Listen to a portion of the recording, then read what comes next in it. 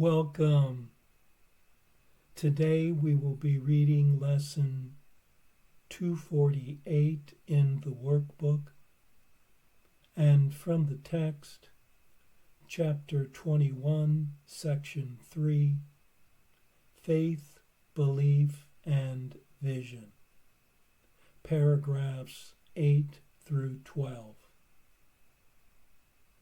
And now for lesson 248. Whatever suffers is not part of me. I have disowned the truth. Now let me be as faithful in disowning falsity. Whatever suffers is not part of me. What grieves is not myself. What is in pain is but illusion in my mind. What dies was never living in reality, and did but mock the truth about myself. Now I disown self-concepts and deceits and lies about the Holy Son of God. Now am I ready to accept him back as God created him and as he is. Father, my ancient love for you returns and lets me love your Son again as well. Father, I am as you created me. Now is your love remembered and my own. Now do I understand that they are one.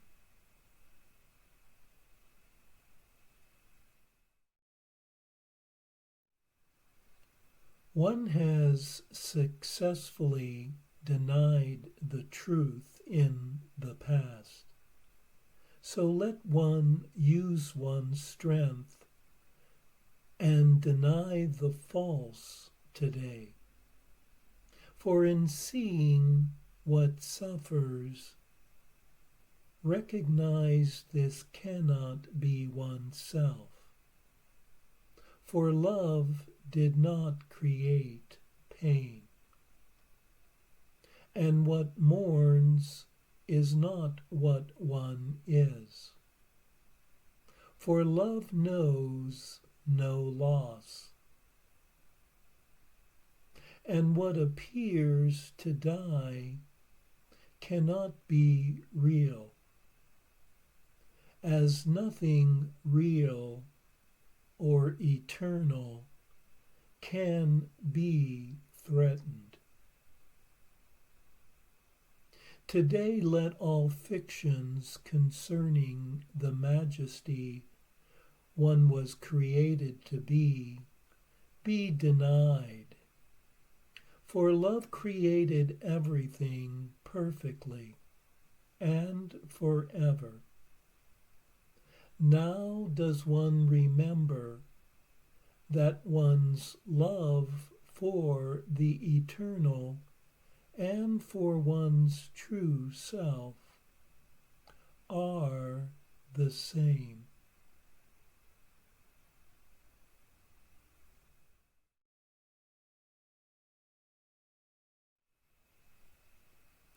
And now for our text reading for today, from chapter 21, section 3, Faith, Belief, and Vision, paragraphs 8 through 12.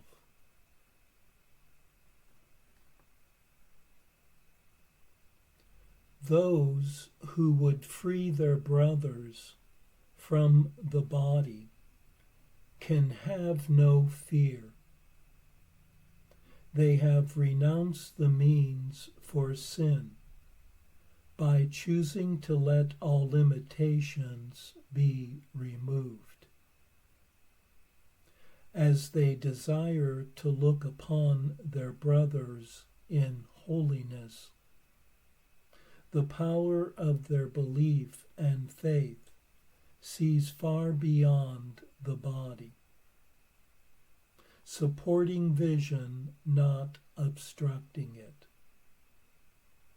But first they chose to recognize how much their faith had limited their understanding of the world, desiring to place its power elsewhere, should another point of view be given them.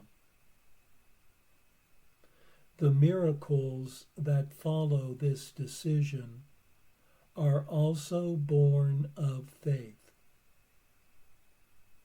For all who choose to look away from sin are given vision and are led to holiness. Those who believe in sin must think the Holy Spirit asks for sacrifice, for this is how they think their purpose is accomplished. Brother, the Holy Spirit knows that sacrifice brings nothing. He makes no bargains. And if you seek to limit him, you will hate him because you are afraid. The gift that he has given you is more than anything that stands this side of heaven. The instant for its recognition is at hand. Join your awareness to what has been already joined. The faith you give your brother can accomplish this. For he who loves the world is seeing it for you, without one spot of sin upon it, and in the innocence that makes the sight of it as beautiful as heaven.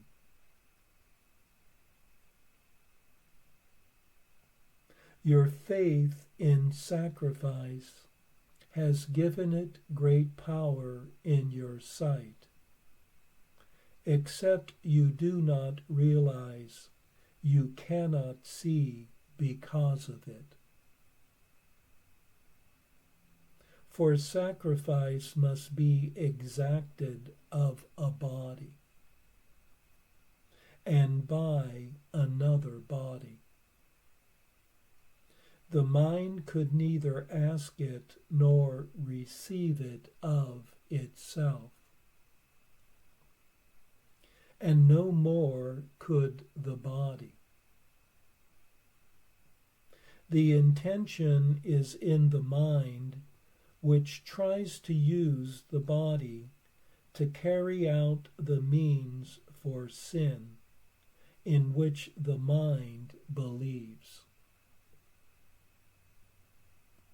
Thus is the joining of mind and body an inescapable belief of those who value sin.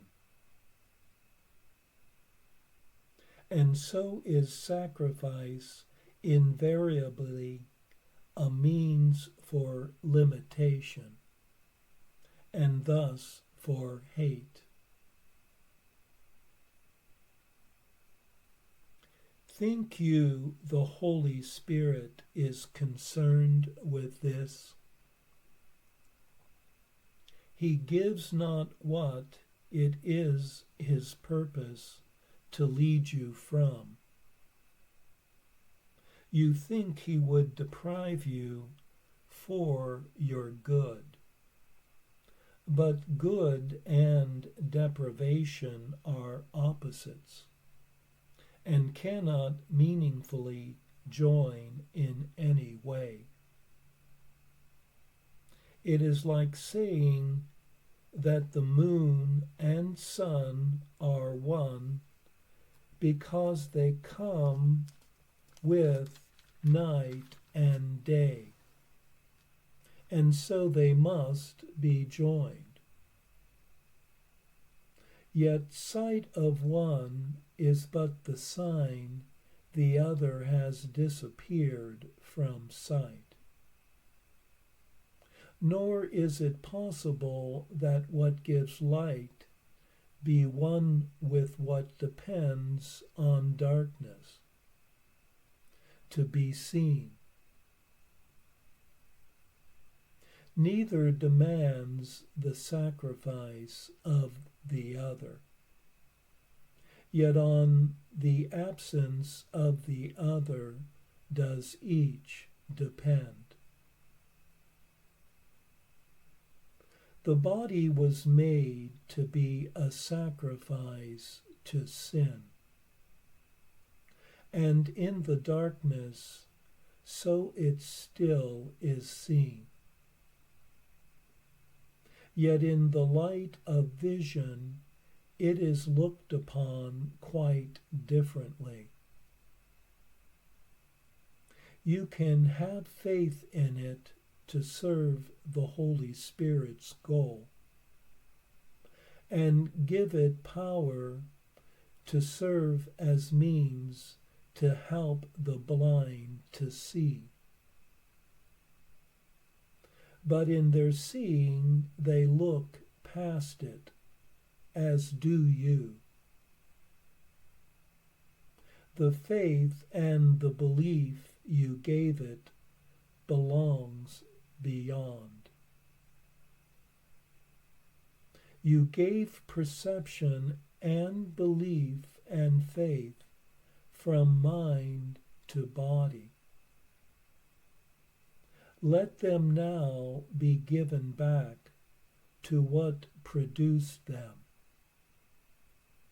and can use them still to save itself from what it made.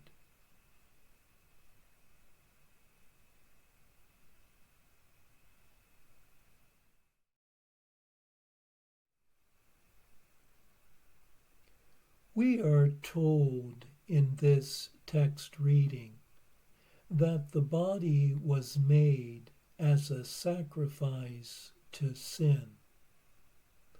Thus, those who see the other as a body are valuing the belief in sin and guilt. And this is seen in one's special relationships. One's mind, which believes in sin, uses the body to see blame and attack in the other. In choosing instead to see the unlimited holiness in the other, one is freed of all fear and guilt. For one has eliminated the means for sin, which is the body. And by looking past the sin in the other, is vision gained and one's own holiness realized. The Holy Spirit understands that nothing is gained in sacrifice, and there is no real purpose in bargaining or seeing limitation of any kind.